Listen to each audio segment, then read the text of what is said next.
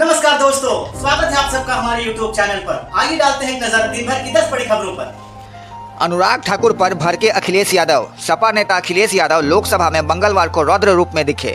उन्होंने अनुराग ठाकुर पर बेहद गुस्से में चिल्लाते हुए कहा कि आप किसी की जाति कैसे पूछ सकते हो।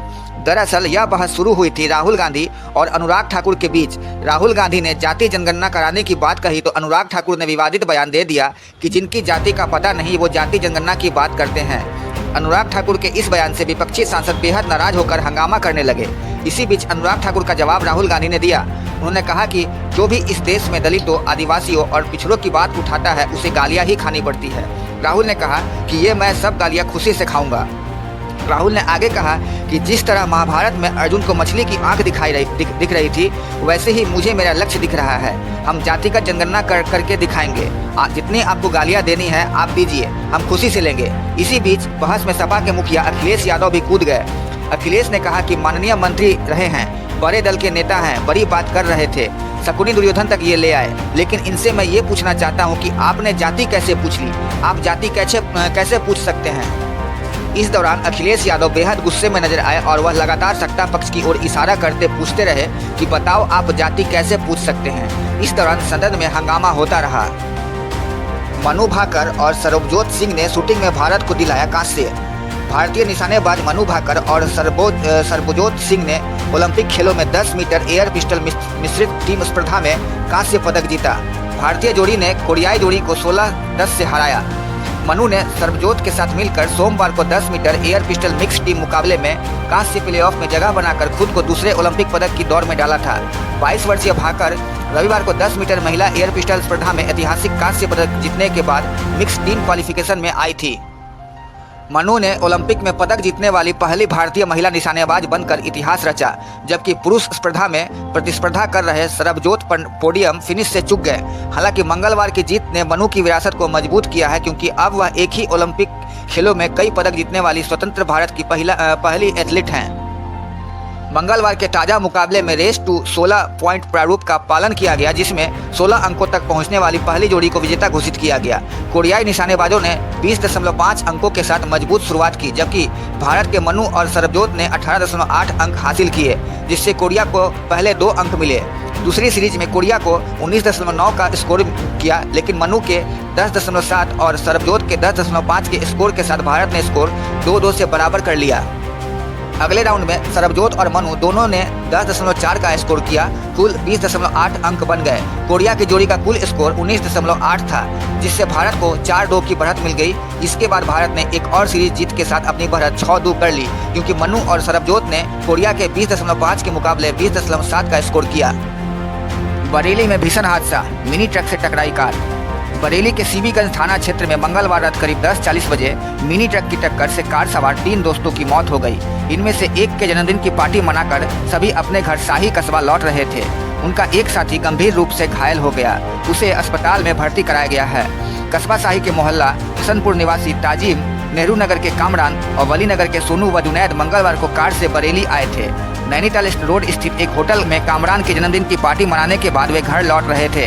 रास्ते में सीबीगंज मथुरापुर के बीच हादसा हो गया। प्रत्यक्षदर्शियों के मुताबिक 4 लेन हाईवे पर एक कट से मुड़ते वक्त विपरीत दिशा से आ रहे डीसीएम मिनी ट्रक से उनकी कार की भिड़ंत हो गई। टक्कर इतनी भीषण थी कि कार के परखच्चे उड़ गए। ताजिम, कामरान और सोनू की मौके पर ही मौत हो गई, जबकि जुनैद गंभीर रूप से घायल हो गया। उसे अस्पताल में भर्ती कराया गया है। घटना के वक्त कार कौन चला रहा था, अभी यह साफ नहीं हो सका है। हादसे के बाद चालक डीसीएम को मौके पर छोड़कर भाग गया। पुलिस ने उसे कब्जे में ले लिया है। देर रात युवकों के परिजन समेत शाही के काफी लोग जिला अस्पताल पहुंच गए। कामरान अपने माता पिता का इकलौता बेटा था। हादसे में जान गंवाने वाले तीनों दोस्त प्रतिष्ठित परिवारों के बेटे थे। पठान परिवारों के हम उम्र युवक आपस में दूर के रिश्तेदार और गहरे दोस्त थे। कामरान का मंगलवार को जन्मदिन था। वह बिल्डिंग मटेरियल का काम करने वाले मिराज अली का इकलौता बेटा था। दिन में कामरान परिवार के साथ व्यस्त रहा, शाम को दोस्तों के साथ चला गया। रात में हादसे की खबर मिलते ही परिवार में कोहराम मच गया।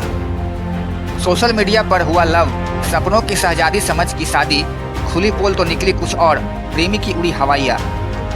उत्तर प्रदेश के फिरोजाबाद में एक युवक को सोशल मीडिया पर युवती से लव हो गया। चैटिंग के साथ दोनों के बीच नजदीकियां बढ़ी तो साथ जीने मरने की कस्में खा ली। घर वालों के खिलाफ जाकर मंदिर में शादी भी कर ली। शादी के बाद पता चला कि वह जिसे वह सपनों की शहजादी समझ रहा था वह तो बच्चों की माँ है। इसके बाद उसके सपने धराशायी हो गए। मामला टुंडुला कोतवाली क्षेत्र के एटा रोड स्थित मधुबन सिटी की है। यहाँ के निवासी धर्मवती के 28 वर्षीय इकलौते पुत्र लव कुमार की सोशल मीडिया पर पूजा चौहान निवासी सुजानपुर हमीरपुर हिमाचल प्रदेश से दोस्ती हो गई थी। महिला ने बताया कि पूजा ने मेरे बेटे लव को प्रेम जाल में फंसा लिया। बेटे से बताया कि वह अविवाहित है। इसके बाद 10 अप्रैल 2024 को बेटे पर दबाव बनाकर उसके साथ मंदिर में विवाह कर लिया। अब जानकारी करने पर पता चला है कि पूजा की शादी हो चुकी है। उसके पति का नाम सुनील कुमार है। वह हिमाचल प्रदेश के गांव छटोरा थाना सुजानपुर में रहता है। महिला की उम्र 38 साल है। उसके बच्चे भी हैं। मिलने के दौरान आरोपी महिला ने उनका मोबाइल भी चोरी कर लिया।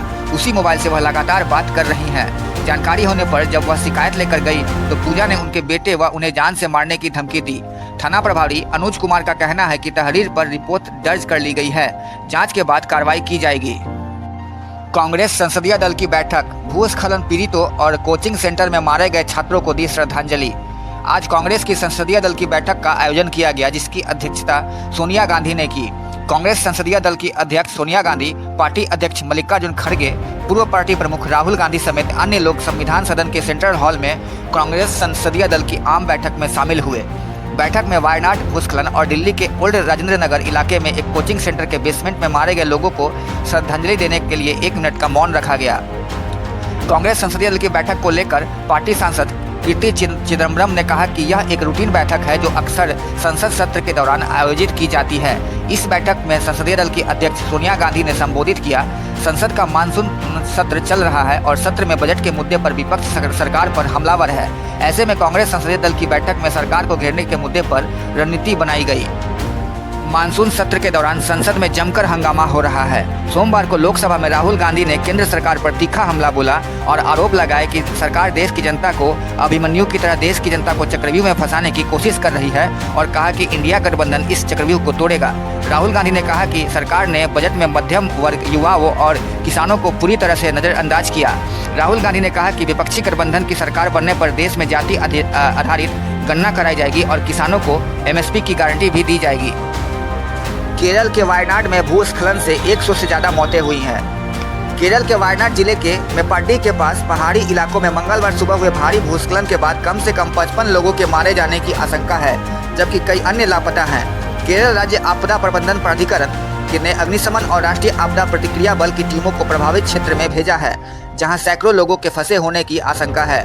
कन्नूर रक्षा सुरक्षा कोर की 2 टीमों के साथ NDRF की एक अतिरिक्त टीम भी सहायता के लिए पहुंच गई है। भारी बारिश की बचाव प्रयासों में बाधा आ रही है। मलपुरम में चलियार नदी से कम 1500 बरामद किए गए और कई अन्य के बह जाने की आशंका है। पुलिस ने कहा है कि नदी से एक और शव निकाले जा रहे हैं। मुंडकई में कई घर, दुकानें और वाहन मलबे में दब गए हैं। घटनास्थल पर एक पुल बह गया है, जिससे बचाव कार्य और जटिल हो गए हैं। मुख्यमंत्री पिनाराई विजयन ने आश्वासन दिया है कि एक अस्थायी पुल बनाने हेलीकॉप्टर द्वारा लोगों को निकालने के लिए सेना की सहायता ली जाएगी। पीएम मोदी ने घटना पर दुख जताया और पूरी मदद का भरोसा दिया है।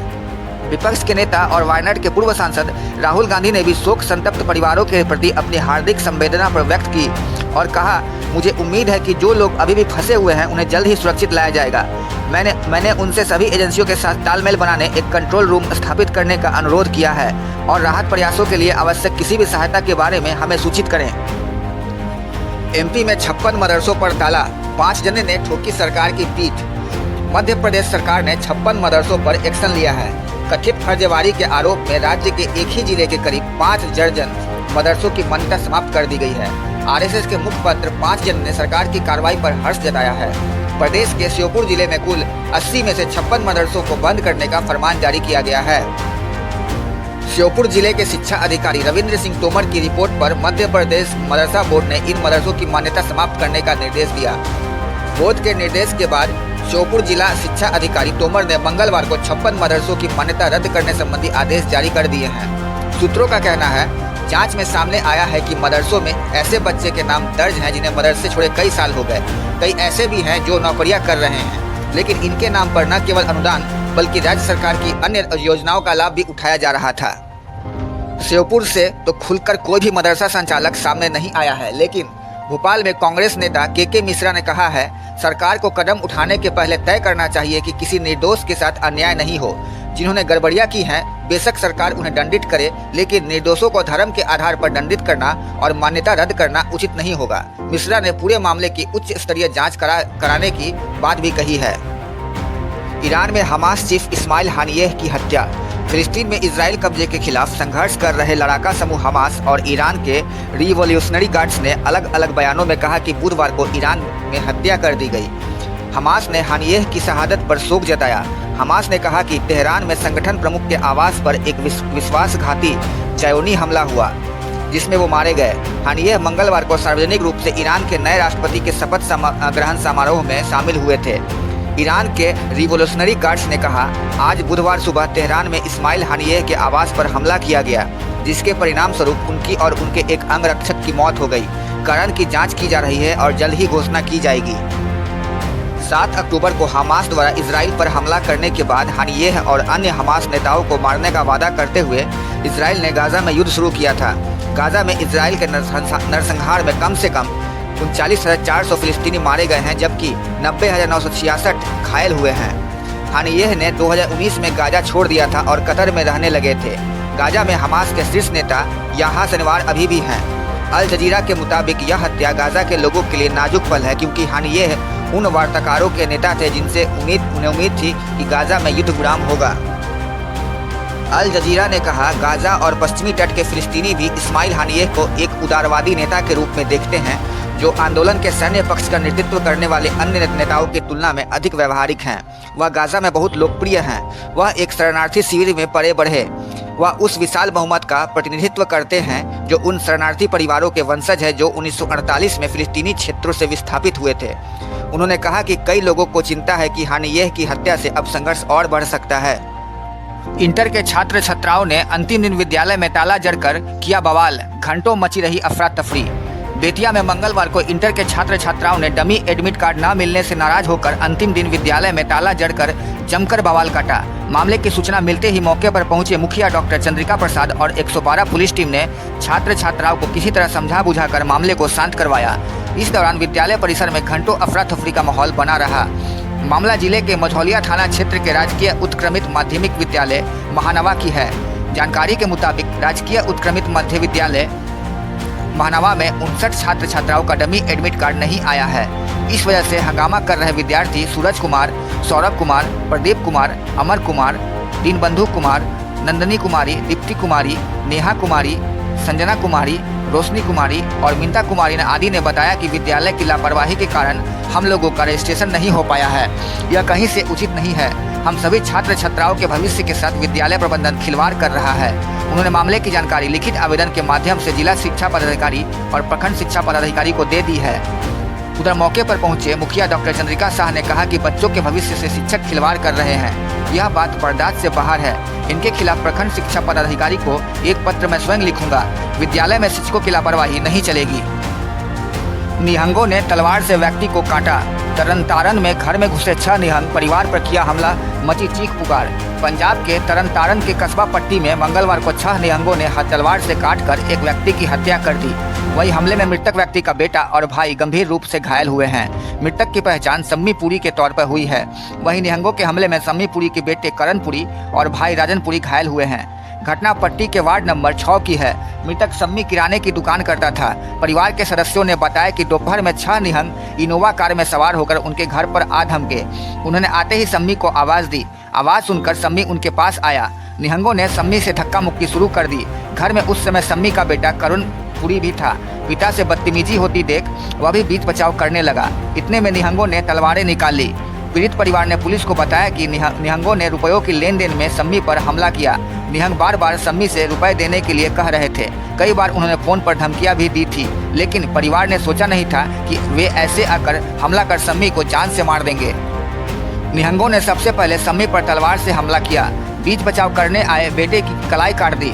बचाव के लिए आए भाई पर भी निहंगों ने तलवार से हमला कर दिया। हालांकि उन्हें चोट ज़्यादा नहीं आई।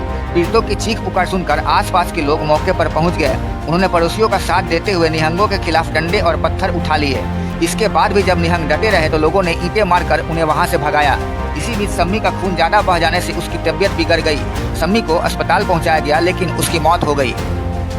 अब तक के लिए बस इतना ही। ऐसे ही और वीडियो के लिए बने रहिए हमारे साथ। अगर आपको हमारा ये वीडियो पसंद आया प्लीज लाइक एंड सब्सक्राइब जरूर करें और हाँ, कमेंट्स में अपनी राय देना ना भूलें। आपकी राय हमारे लिए बहुत ही महत्वपूर्ण है। सच्ची पत्रकारिता को सपोर्ट कीजिए। धन्यवाद।